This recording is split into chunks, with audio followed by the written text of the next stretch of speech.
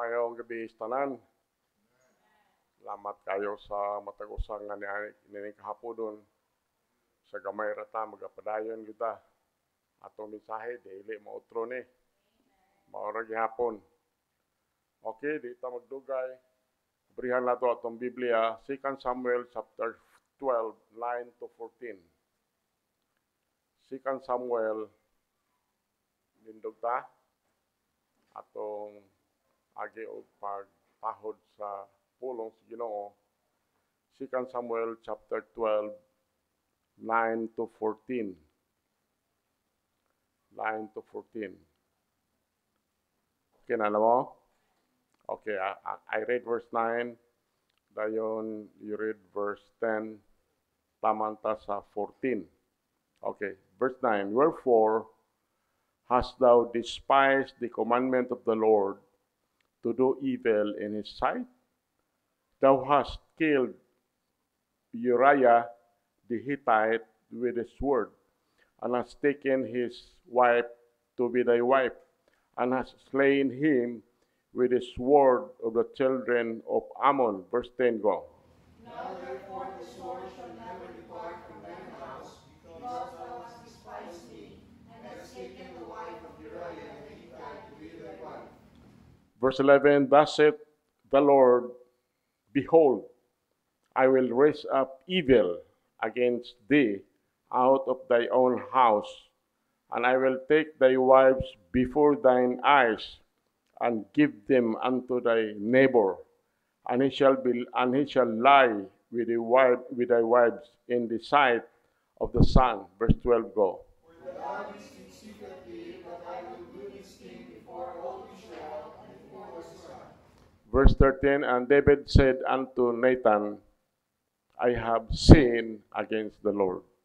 And Nathan said unto David, the Lord also hath put away thy sin, thou shalt not die. Verse 14 go. Howbeit, because by this deed thou hast given the habitation of the enemies of the Lord, the slain, the child also that is born unto thee shall surely die.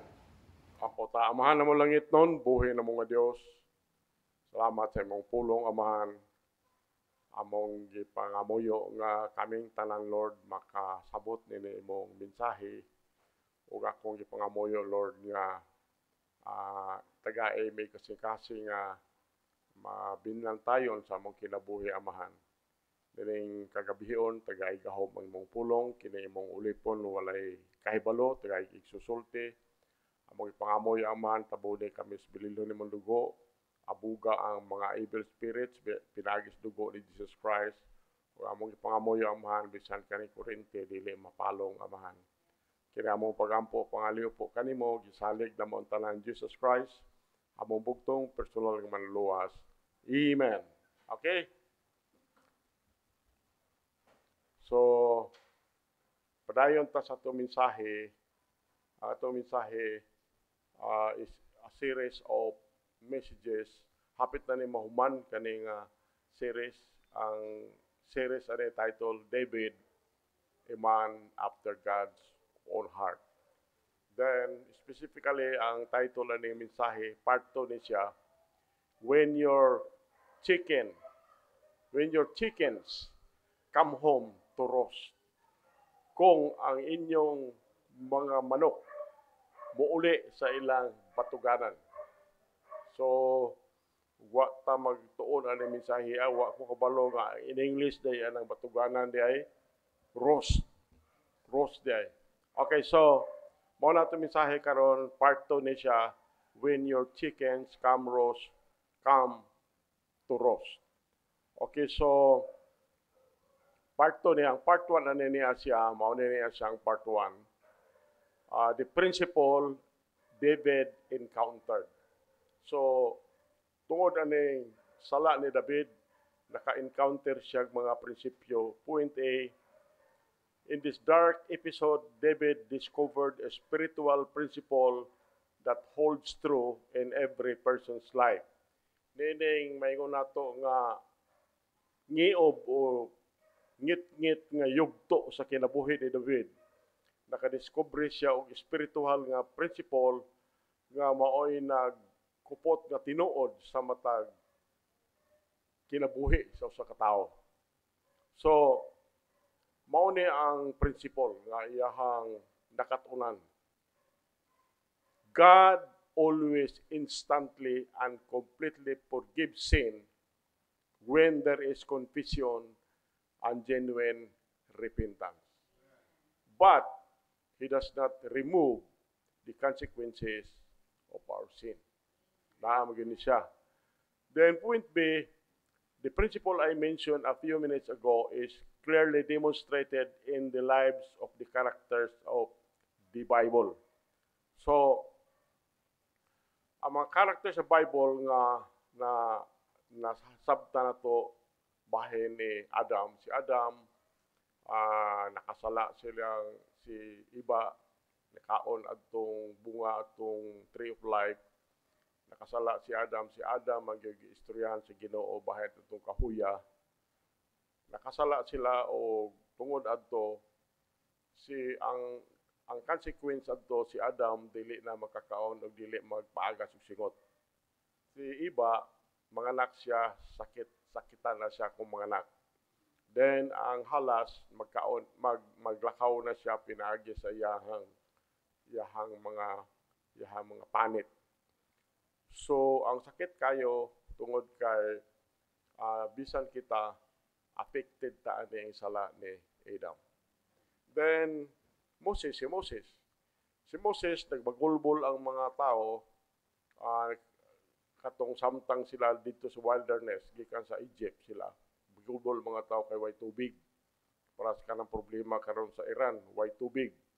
So nakig-istorya sa Ginoo ingon si Moses nga ingon ang Ginoo ni Moses nga istoryahin na ng bato.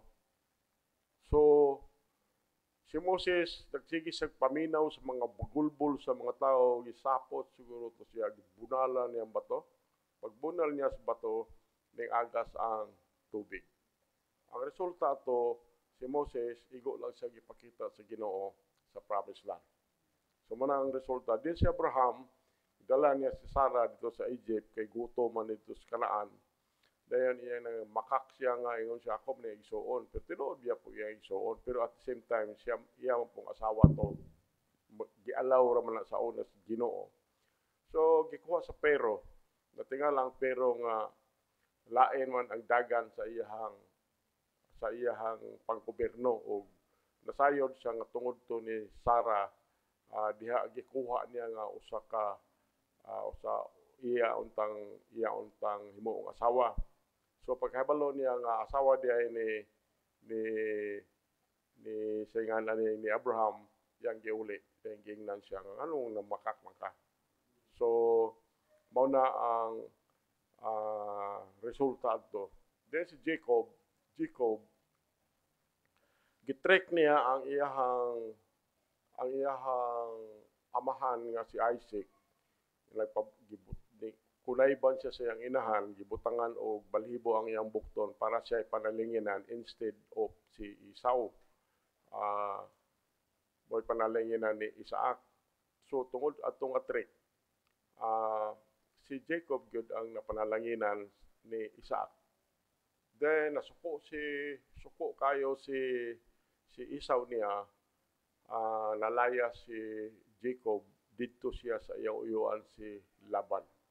Then dito siya namuhi pod siya og mga animal nga kang Laban, gitrik pod siya ni Laban sa bahinay sa ilahang mga bahinay sa animal nga iyahang gibantayan. So ingon na ang resulta si Akan gingnan sa Ginoo makigira mo diha pero ayaw mo panguha og mga kwarta og mga garments, ayaw mo. Pero naibog yun siguro may si Akan, nanguha siya kwarta, dayon nanguha siya garment, o sakit kayo ang nahitabo nila kay gipatay sila sa Ginoo hasta iyang pamilya. Tungod adtong hitaboa. So, og si David nahibalota wino unsa iyang gihimo. So gibayran gyud niya high price ang iyahang nahimo. The point say, the principle is also clearly declared in the pages of the Bible. So kani nga principle, ang principle ani mabasa nato ni sa Galatians 6:7-8. Ito man siguro gibasa atong last Wednesday. Pero kaning bersikulo nagtudlo ni nato kaning mga tulo ka kamatuoran. Number 1, you always reap exactly what you sow. Kanunay gud natong maani exactly unsay atong na ani, unsay atong itanom. Number 2, we always reap more than you sow. Kanunay gud natong maani sobra pa sa atong gitanom. Ako atong example na atong Wednesday, bisan gani magtanom tag mais, tulo ka lugas nga mais, pagtanom nato ana tulo ka stalk, ang isa ka stalk mamunga na og mga 5 o lumba, daghan na kayo ang iyahang maani. Kanang magbasak ang seedlings nila na siguro wa ko kabalo isa ka hektarya, isa ka taro siguro, 2 ka taro ba nga seedlings, pero sa isa ka hektarya mo ani na og mga 80 o 90 ka sako o sobra pa ba o menos pa.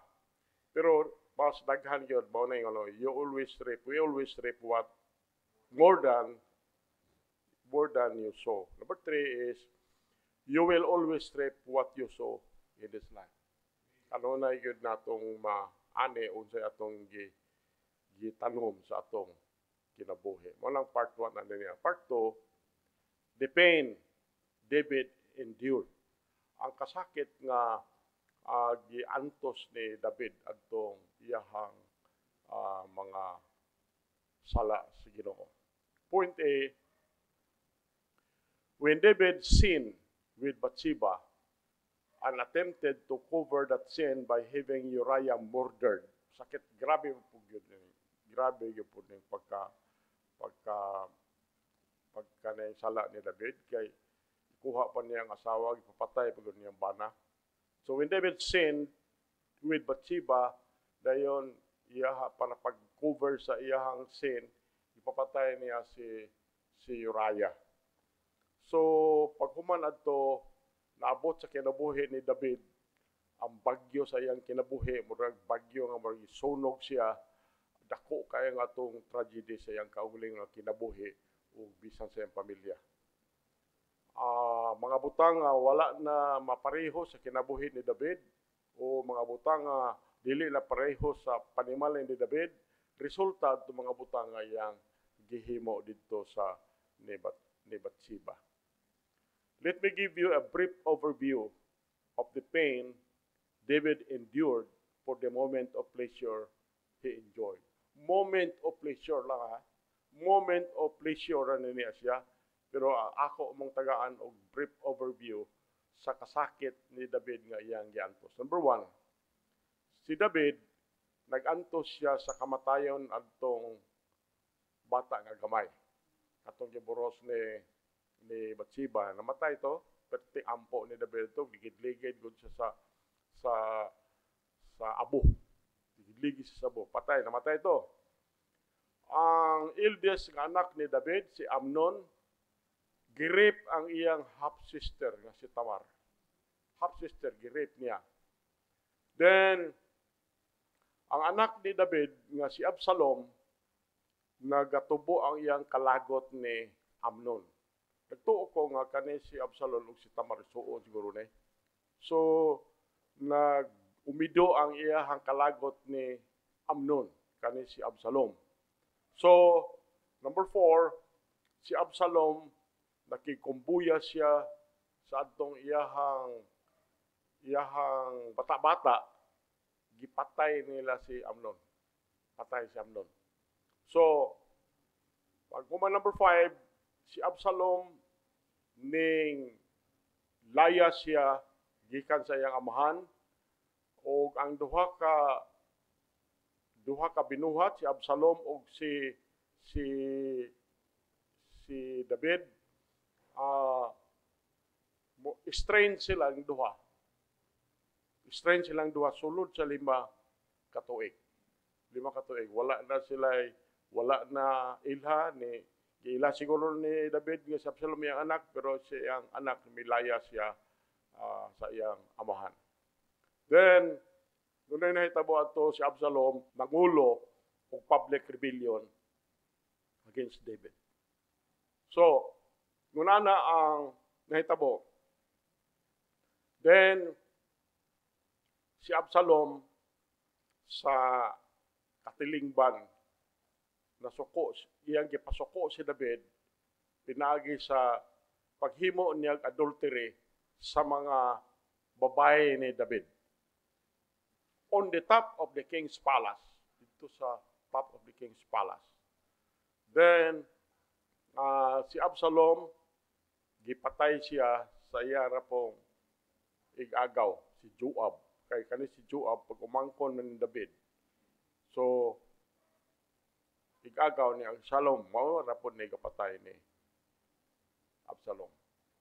Mao ni ang nahitabo sa moment of pleasure nga gihimo ni David. This is a tragic description of the horrible effects sin can have in our lives.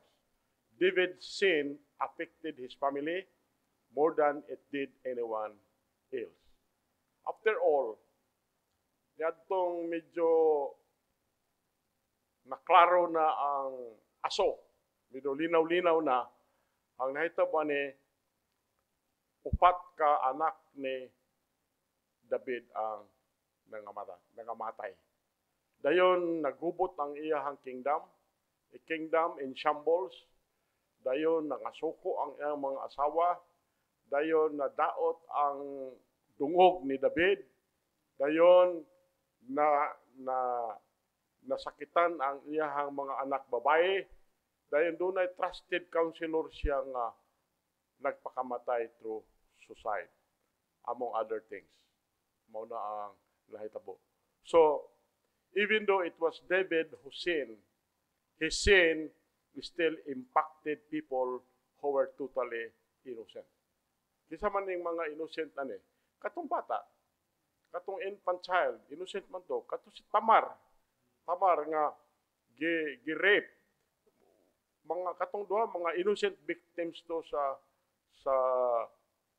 pagkadautan, nahimo nga dautan ni David. But it also affected David na daot ang iyang ngalan, tarnish his name. Dayon mao na hinungdan nga kanunay siyang naasa kasakit sa iyang kasing-kasing.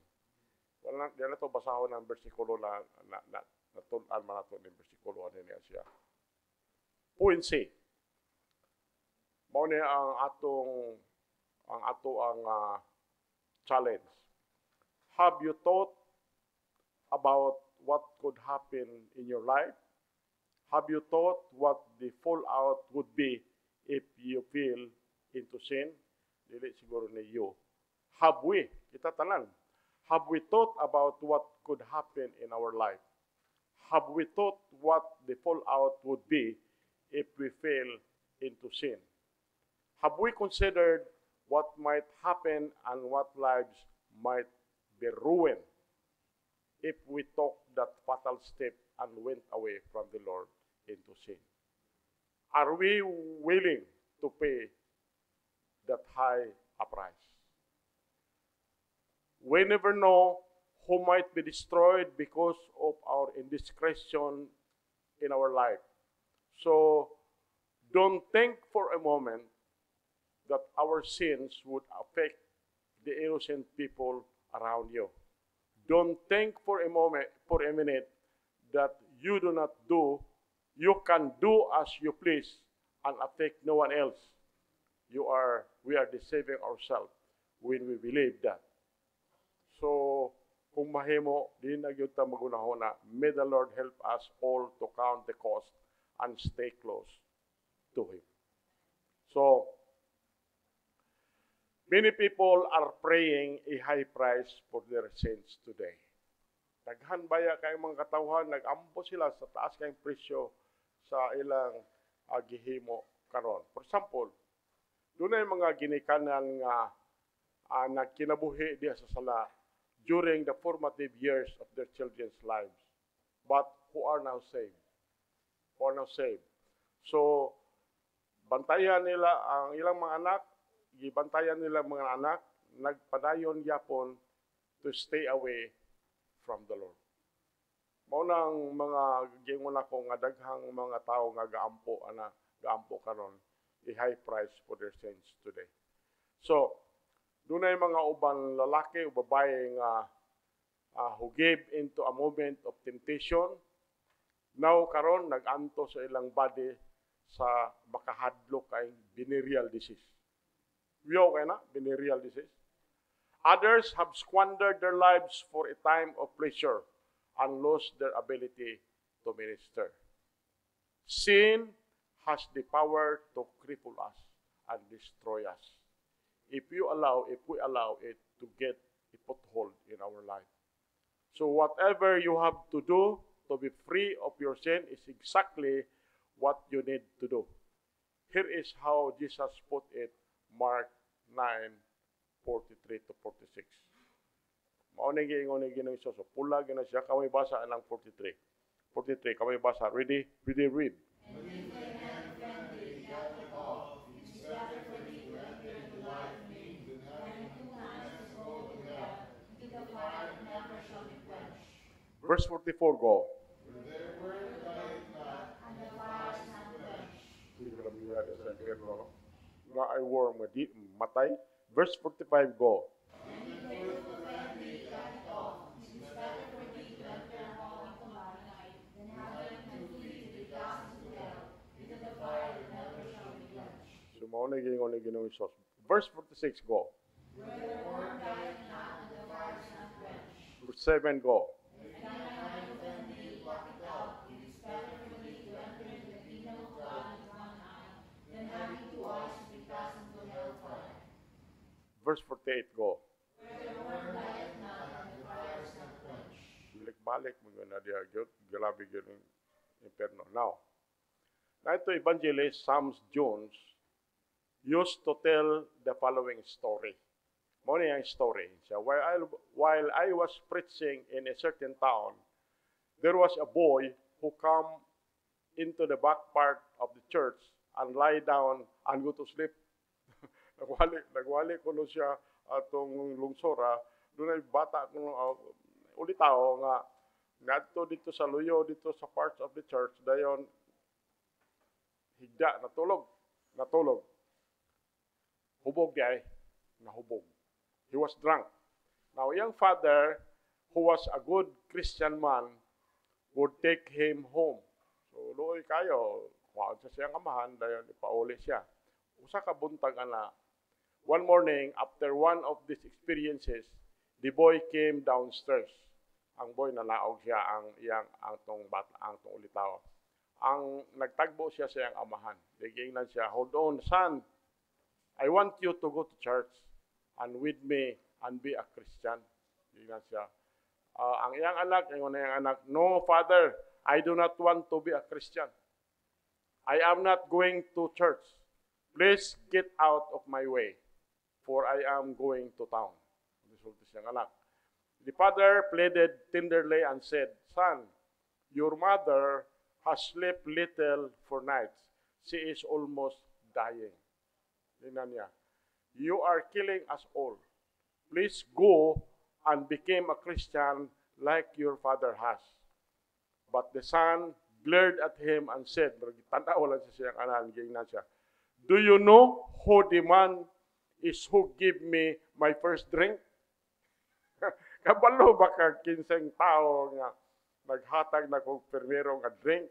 The father answered, no. Wa ko kabalo. Then, as he rushed past him, itong bata, naglakaw siya, then out of the door, suko kay siya nga niingon nga, you are the man, sir. Kato de yang amahan mo naghatag first drink. You are the man, sir. The father said that if the boy had shot him through the heart, it could not have hurt more. So, kayong ta, yes, we reap what we sow. We reap what we sow.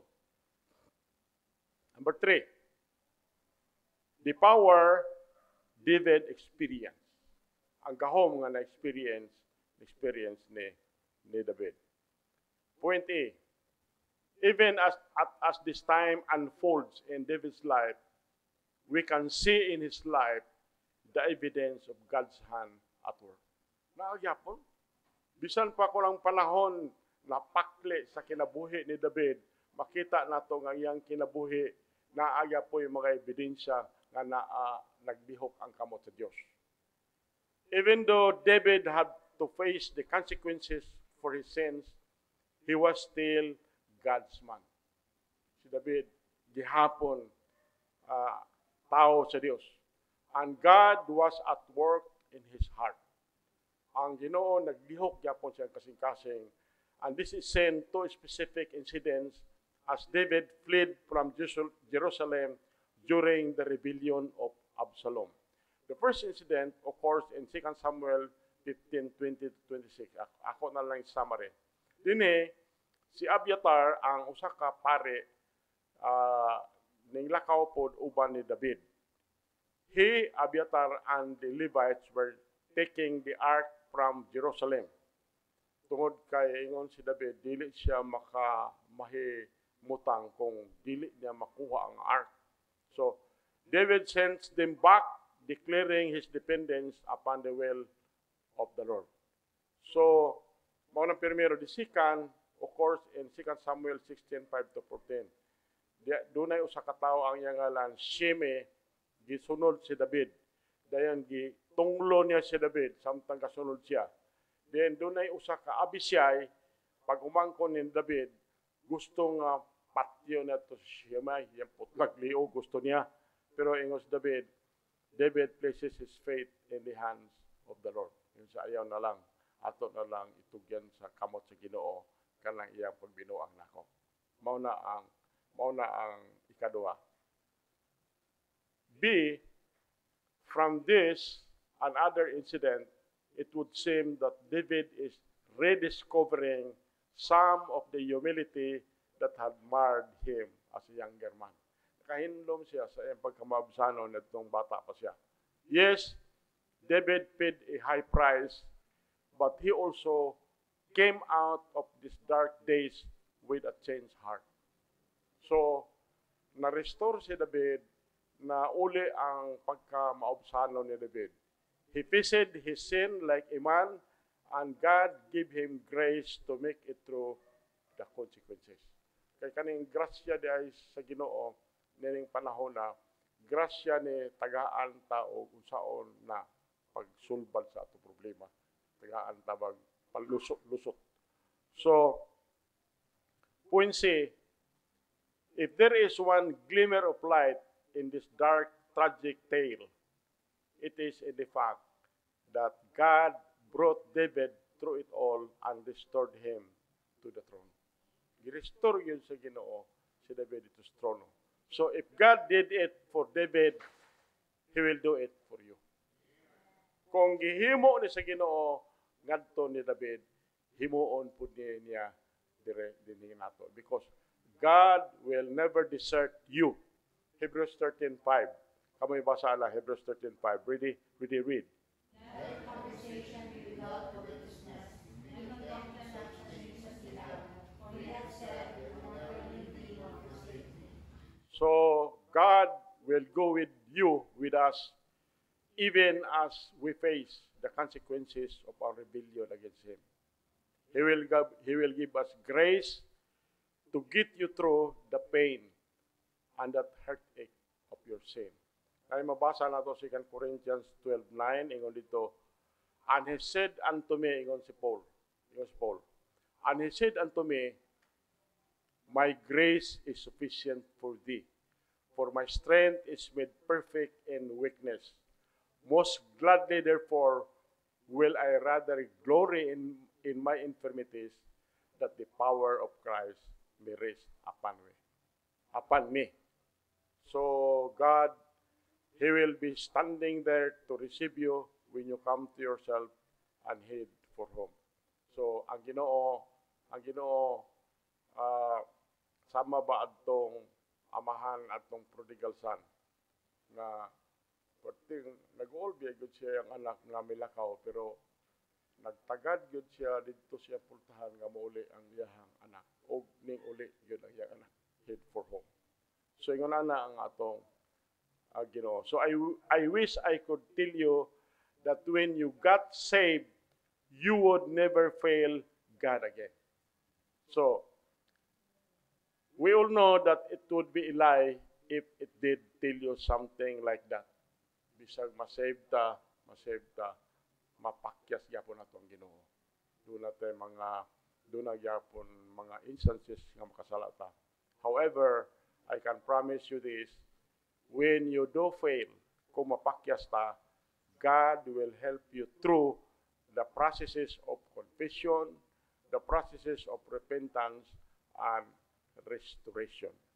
He will even keep you through the dreadful consequences sin brings into our life. So, that is the promise of grace. Mauna ang saad sa Ginoo sa grasya o mauna ang promise niya sa Heavenly Father. Ang ayang example ani ang Ginoo mao ang Father. Kamo ra basa na Jeremiah chapter 18 verse 1. Kamo basa na read. The word which came to Jeremiah from the Lord, saying, Verse 2 go. Arise and go down to the potter's house, and there I will cause you to hear my words.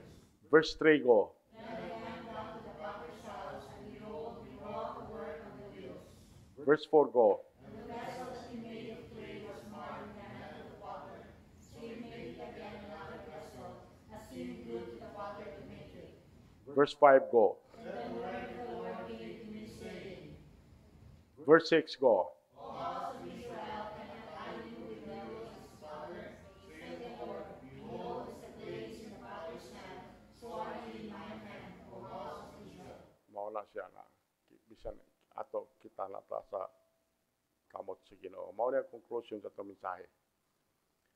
In 1520, one man brought smallpox to Mexico where it cost 3.5 million deaths. Another man who landed in England in 1348 was responsible for spreading the Black Death, bubonic plague, the greatest killer Great Britain has ever known.